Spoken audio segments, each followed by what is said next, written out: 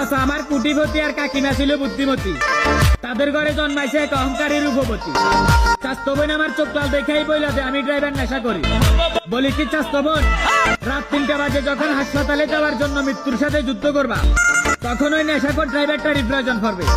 তোমার ওই কুটিপতি বাবা আর বুদ্ধিমতী মায়ের মাথায় জড়িয়ে যাইতে পারবা না।